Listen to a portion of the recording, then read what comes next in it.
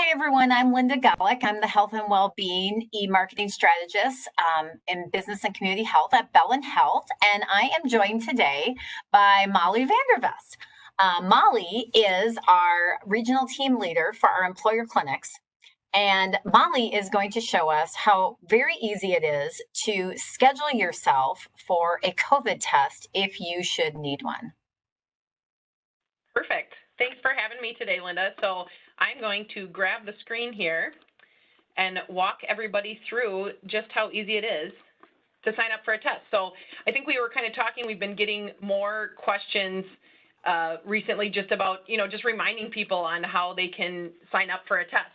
So wanted to kind of share this with everybody. If you go to MyBellin.org, and I'm sharing my screen now, so hopefully everybody watching can see this, you're going to pull up to this kind of log on site here where you're going to see right here, blue box, COVID-19 testing, and it's going to talk about the reasons why you might get a test. So I think that's another question we get sometimes is, should I get a test? And the kind of three areas we bullet out here that we recommend you should is if you're experiencing mild to moderate COVID-19 symptoms, if you were exposed to another COVID-19 positive person, or if you're required to get testing through your employer. So that, I think, does a nice job right on this home page here. And then also talks about if you're a current patient, that you can just use your current existing MyBellin Health. But also, if you're a new or, patient who hasn't used MyBellin before, very easy to sign up for a MyBellin account and get yourself signed up for a test literally in minutes. Also want to point out here, sometimes we get questions about, where are we doing all the testing early on in the pandemic? There, we did these large-scale community testing events, and we've really gotten better, I think, not just Bellin, others too, of operationalizing COVID testing. So we have 8 different sites right now, drive-up sites, where you can get testing. In addition to these sites, our respiratory clinics, and you'll see that when we go through the symptom checker, I can talk about that. There's also testing happening at our respiratory clinics. Those aren't a drive-through, obviously, but here's a listing of all the spots where you can find it. So let's walk someone through. You can kind of see right here, I just have a little test account where we can log in, and I can show someone where they would go. So when you get to your home page, it's going to pop up, and every single person's home page is going to have this coronavirus COVID-19 big kind of warning symbol here. Click here to launch the COVID-19 self-triage feature.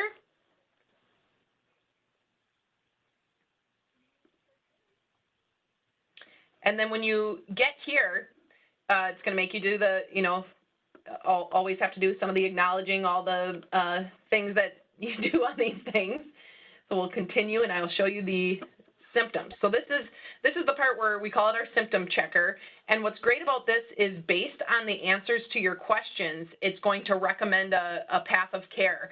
And so obviously, if you start answering yes to some of these severe difficulty breathing, shortness of breath, some of these type of questions, it's going to recommend more than a test for you. They're going to definitely recommend some other care. So I'm going to go ahead and say I'm not having any of these symptoms, and we'll just say for the point of exercise that I'm symptom free, but let's just say I had an exposure.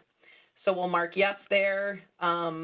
Yes, I'm a healthcare worker. You could say no there. It wouldn't. It's really just for tracking and reporting purposes.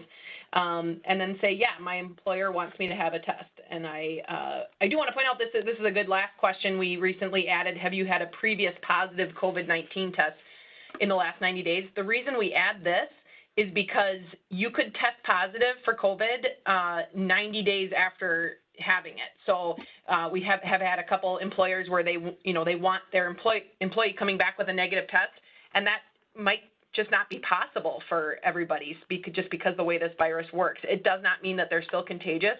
So we added that because we wouldn't want to have a test performed essentially if you had tested positive in the last 90 days. So let's go ahead and continue here.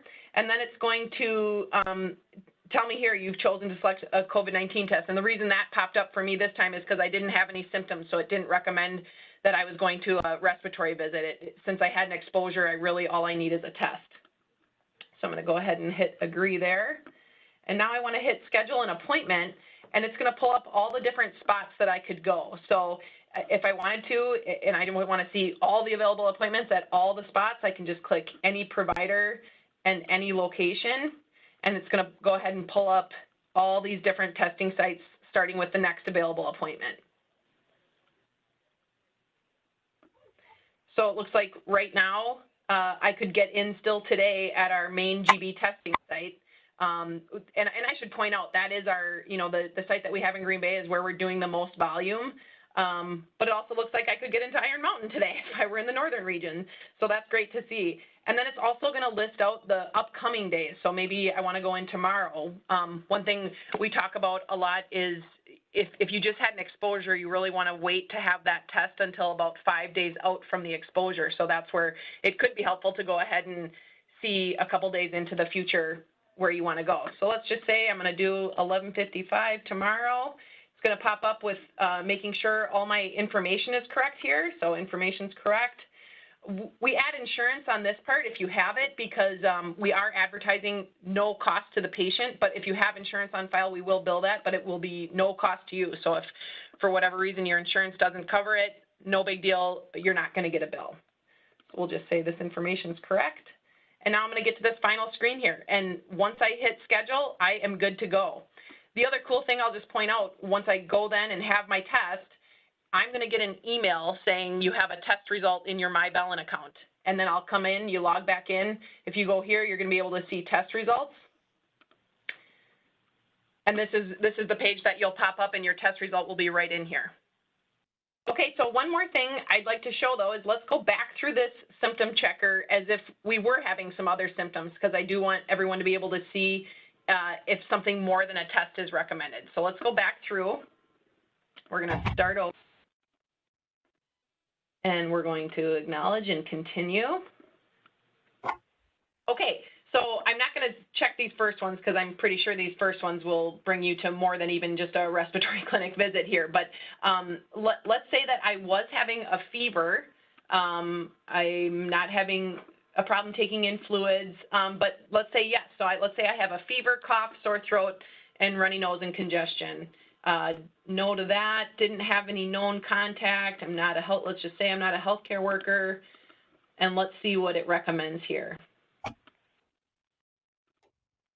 now it's bringing me more than just our prior example where all it was recommending was a COVID test.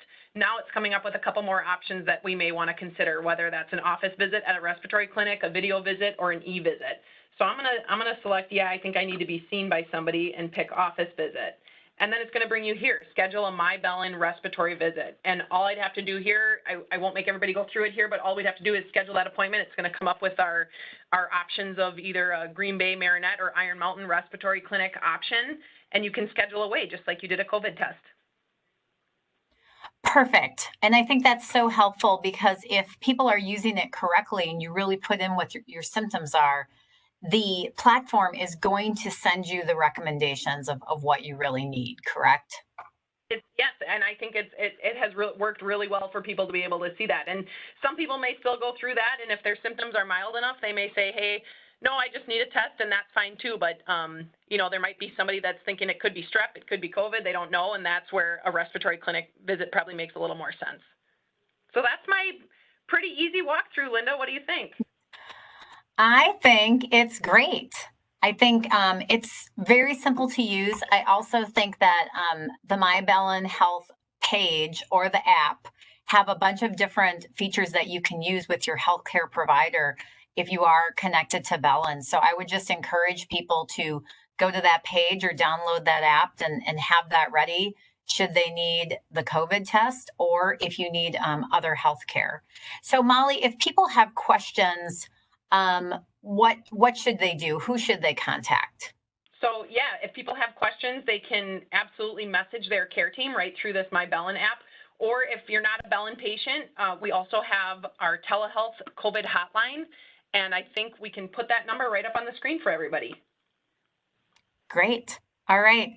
Super helpful information, Molly. I think everyone will find this really valuable as to just how simple it is to be able to kind of triage your symptoms. If you're having them, you can right away conveniently pick a time and an appointment and a location for that COVID test. And as Molly said, reach out to your provider if you have questions on that. So thanks for doing this today, Molly. Absolutely. No problem.